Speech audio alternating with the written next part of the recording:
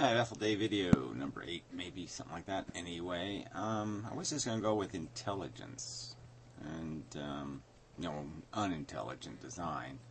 The idea of, how much intelligence is intelligence, right? I mean, I think I wrote this down. Unintelligent intelligence. Yeah.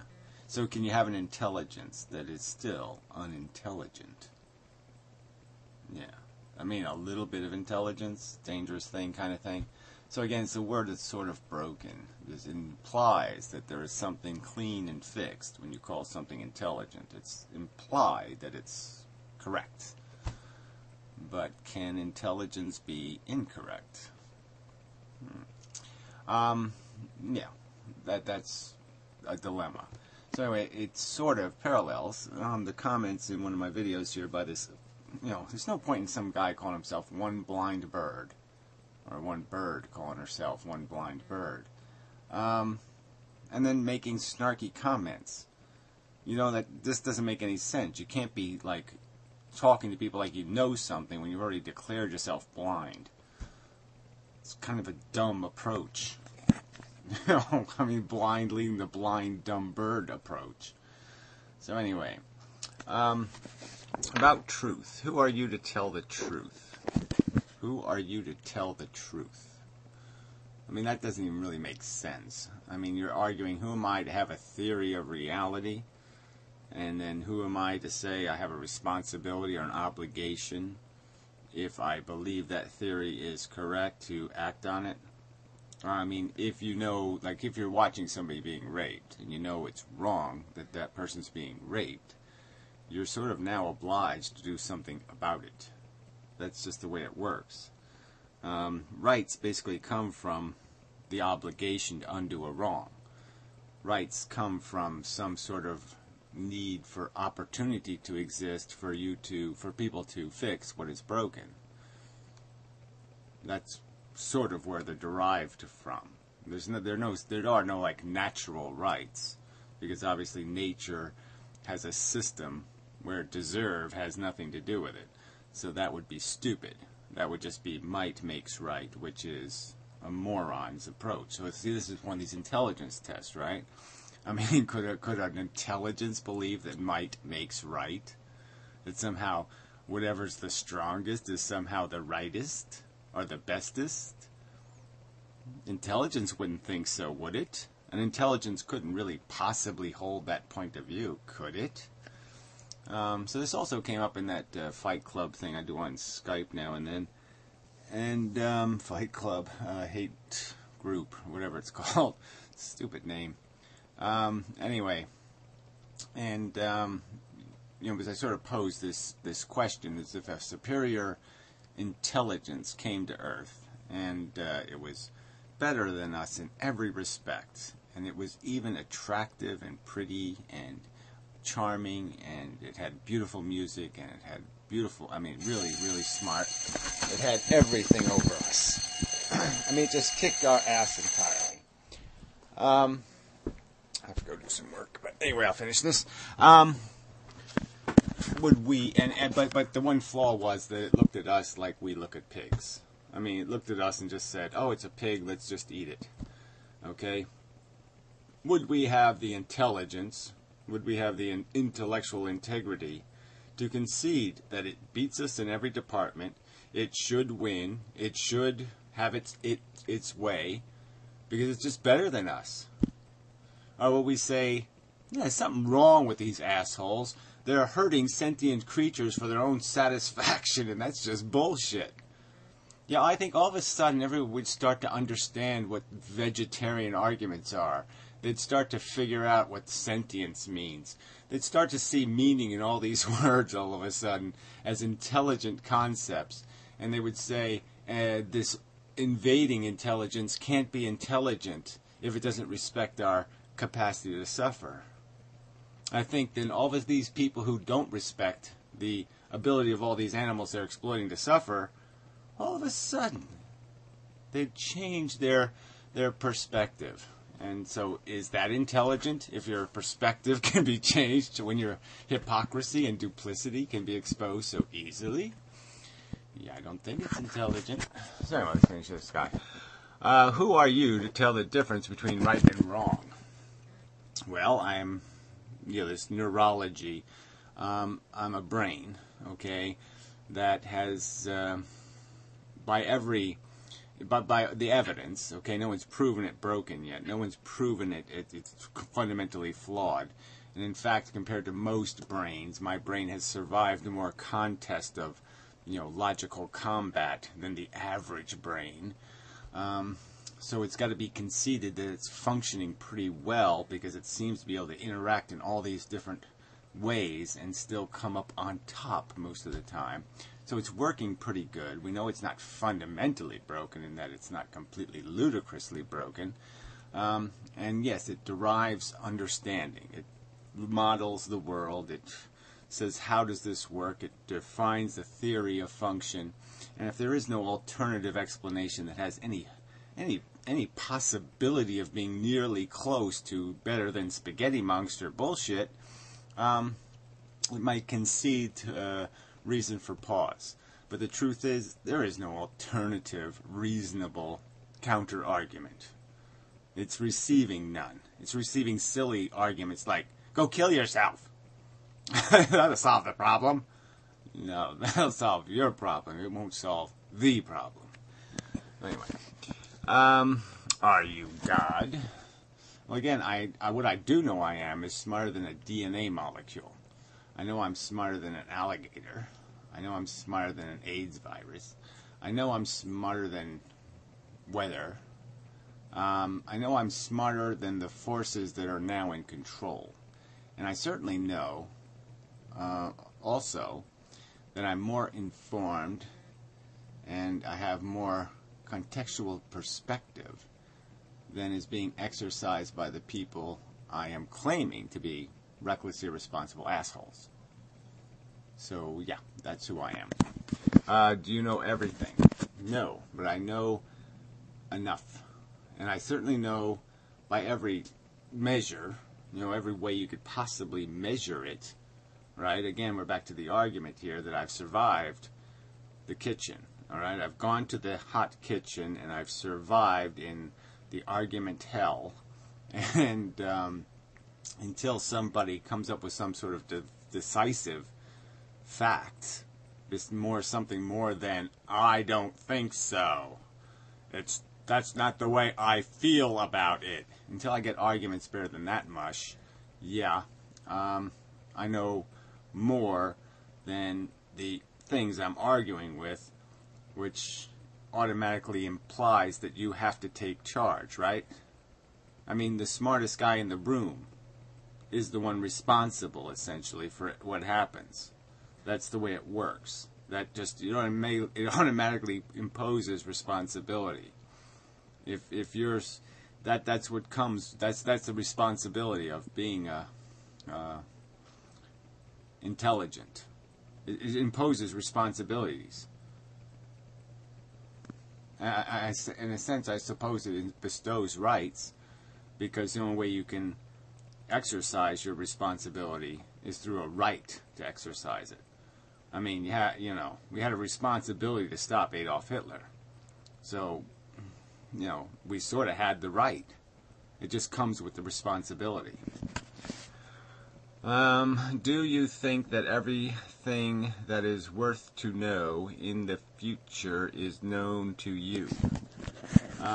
Do I think you're going to find some footprints of the spaghetti monster? No, I don't think you are. No, I don't think in the future you're going to learn anything that matters. The truth about our origins and our function have been defined. The only truths left to discern are the irrelevant.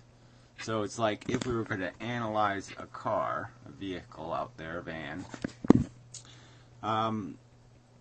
we would first diagram the function. We would diagram the mechanics. So we've done that. We've got the engine down. We've got the wheels turning, friction on the road, the energy distribution curves. We've gotten the efficiencies down. We got all this stuff down. And the stuff we don't know is, how exactly thick is the paint? And what's the exact chemical composition of the paint, right? What exact temperature within a millionth of a degree is the fourth cylinder? Yeah, we don't have that information. But guess what? Who cares? Right? It's all, the stuff we don't know is the stuff that just pretty much doesn't matter. Yeah, maybe we can put an 8th ingredient in the special sauce for your little beef burgers, but that's as far as you're going. There's no super big, insightful information left out there to be discovered. We know where we came from. We know what we're made to do. We know how this thing all works, function-wise, in terms of its expression, what the end product is, basically. We don't know every nuance of the interior. We can find some new chemical to snort and make us feel good, but that's about all that's left to do. Okay, where was I? If not, who are you to say that we shall not have children? Well, again, the first question to ask is when the having children event is the question that needs justification. You always have a right to stop a wrong, right? There's just a right to stop wrongs. So if there's a wrong, you have a right to interfere and stop the wrong. So all I have to do is declare the wrong accurately. So if I say it's overtly wrong to have children unless you have a claim of right, and the right has to be better than I have sperm, or I have a uterus, an incubator attached to me. Now, if that's the only reason you're going to give me for your right to impose life, to play God, that's not good enough. So you're committing a wrong. You're committing a trespass because you don't have any right. You're not articulating any explanation for what you're going to fix or correct by having children. You're just being a selfish cunt and using a child as the lubricant for your cunt swabbing. So fuck you, all right? You're the one that has to justify the wrong first. The wrong is your unconsensual trespass on sentient life forms. And I have a right to stop you from doing that unconsensual trespass. You've committed the wrong. I'm going to do the right thing and stop you from wronging. So until you can demonstrate that you have a right, that you have the authority, that you have the knowledge, that you have the wisdom to know that what you're doing is the right thing, you have no right to act. And I have a right to stop you if you insist on acting. So there. So I've answered your butt shit fucking creepy crappy fucking useless question, you snarky piece of shit. So now you can fuck off. Yeah. Really, you're so rude. You demand this, you demand that. Fuck you. Who are you? Really? Make an argument or shut the fuck up. Fucking people. Anyway, so back to my subject. Oh, I didn't mean to say fucking shit and fucking these effortless videos, but whatever, it doesn't matter. We're winding down. They can get a little bit drunken and staggered. So, I don't need to be doing this camera holding shit. So let's get to the intelligent argument. So I was doing these thought experiments with these guys in this hate group thing. Hate club, whatever it is.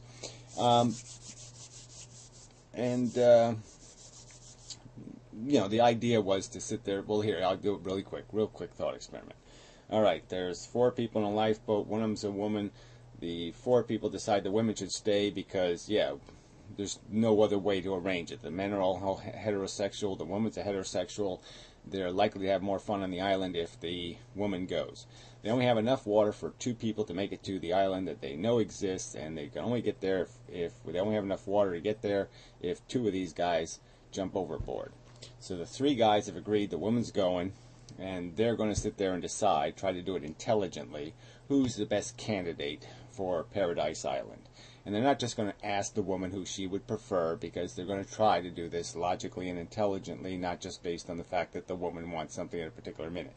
And she certainly is entitled to an opinion, and she can express that opinion. That can be part of the discussion, but she's not critical to this decision. The decision is more about what is life about, and what is the valuable thing for human beings to do. And so one of the guys is really smart, but it's all like quantum physics smart, abstract knowledge, scientific knowledge, all that kind of stuff.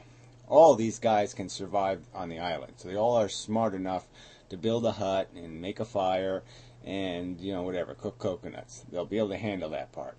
Okay, so one guy's really smart, doesn't have anything else going for him. The other guy is really attractive, really romantic and artistic, big penis, and he's got a vasectomy. Okay, and the third guy is nihilist cunt bastard.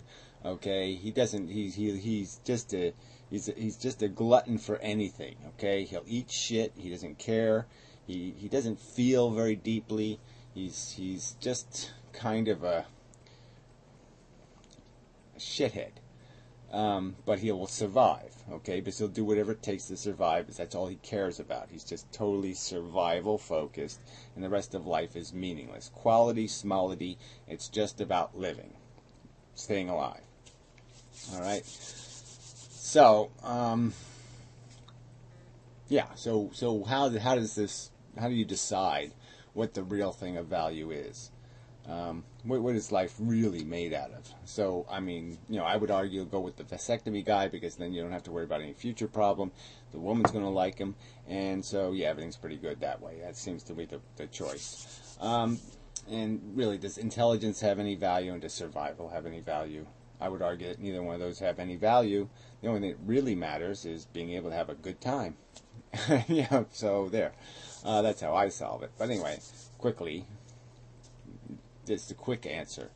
All right, well, anyway, so that was related to this other thought experiment of the aliens coming down here who are smarter than we are and better than us, and would we be hypocrites and basically just say, well, even though I know they're the gold medal winners, I'm going to try to stop them from winning the gold medal by any means possible. It's almost like if there was an Olympics and you know the other guy's going to win. He's just better than you. He just kicks your fucking ass. I mean, would you, try to, break his leg? Hire some people to bust his knees. Would you do that just because you don't want to lose? I mean, obviously, when you're fighting for your life, it's a little different than fighting for the Olympics, but I'm just saying, technically, there's not a difference. I mean, there really isn't. If this is the way it has to go down, it's them or you. Yeah, sorry. You have to be fair and right and just and all that kind of stuff, and you'd have to concede your failure. If you were intelligent, it would be the intelligent thing to do. Because intelligence would find the waste of conflict pointless and stupid. And you'd also have to concede that you've been playing the same game. That's the real catch here, right? You'd have to concede that you have been whipping these other mammals because they didn't pass your IQ test. And so if you get your ass whipped, it's just dessert, right? It's deserve now has something to do with it. You get what you deserve. But anyway, so this isn't exactly how I want this to go, but whatever, it doesn't matter. But this whole idea of intelligence and what can be done with it is an important subject, because people really do have this silly notion that intelligence has some exponential growth potential or something. Like it can actually go somewhere. That somehow the game is gonna leap out of Shakespearean drama and into some other dimension of purpose and function. And it's not. We're made to be gladiators. We're competitive animals. We only play the game because we are filled with a desire to play it. Hunger, okay? Food is stupid looking if you're not hungry. Okay? Sex is really pretty gross if you're not horny. I mean, it's just the way it works. Okay? The truth of it is that it's all just contrived crap for us. And the more intelligent you get, the more you're going to be able to figure out that it's all crap. I mean, intelligence can't play stupid games. So the smarter you get, the less likely it is you could get caught up in a game where you know you're being played. It's like the mule with the carrot on the stick in front of it. That ain't going to work on something intelligent. Something intelligent's going to say, I'll just eat the stick, and then I'm going to eat the carrot. They're going to figure out a way. They're just not going to allow themselves to be duped, and they just keep chasing the carrot. They're not going to fall for it. And that's what's going to happen. If you don't need to exponentially grow intelligence to get there. We're already there. That's sort of what I'm arguing to you people. Is that all you have to do is be a little bit intelligent. Wink, wink, wink. And you can figure it out. Alright? It's a dumb, stupid, idiotic game. It's carrots and whips, and you're just being fucking mules. To a DNA molecule's replication for the sake of replication. And you have the arrogance to call yourselves intelligent? And you're falling for this game? Come on. I mean, it's a joke. It's ludicrous. And what's your counter argument? What is it? What is it? You don't have anything. There's no evidence in the cosmos of anything brilliant. There's a bunch of fucking solar systems and galaxies and nebulas crashing into each other. There's just shit turning into radiation out there. And then you go smaller, what do you got? You got electrons and photons and little packets of energy. You got nothing. You got no, there's no magic anywhere here. And so here we are just mechanically caught up in this merely because of this process of replication. The fact that one piece of chemistry acquired the capacity to do this evolving, replicating. And that's it. There's no other purpose. Okay, that's it. Replication for the sake of replication. Replication because it did it. Period. Is that an intelligent statement? Does intelligence say, oh yeah, I really totally get that? Yeah, that's a totally sufficient explanation. Yes, we should totally get behind the 5-letter sentence defining our existence. Yeah, that's totally good enough. No. No. No! Sorry. Okay, 5-word sentences are not good enough. Intelligence demands more than that. Intelligence has to demand more than that, or it's not intelligent. Then it's unintelligent intelligence. So maybe that's what I'll title this. Unintelligent intelligence. Question mark. Because, yeah, intelligent fails. It's corrupted, okay, if it's full of bullshit. If you put bullshit in, you put fake words into the language, yeah, you break it. And that's what we have here. We have a bunch of fake in the theory of life. People have injected a bunch of fake into their theory of life, and it's no longer an intelligent theory. It's a theory full of fake and phony and fraud and bullshit. Because the truth is replication for the sake of replication. And the truth is sentience creates the vulnerability to harm. It invents harm. So you invent harm so you can replicate something for the sake of replicating it. Yeah, that math is an intelligence can't look at that math and say, yes, that makes sense. Good idea. No. Something unintelligent, something possessed by desire, by a contrived desire, something bigoted against intelligence, is the only thing that can make sense out of that.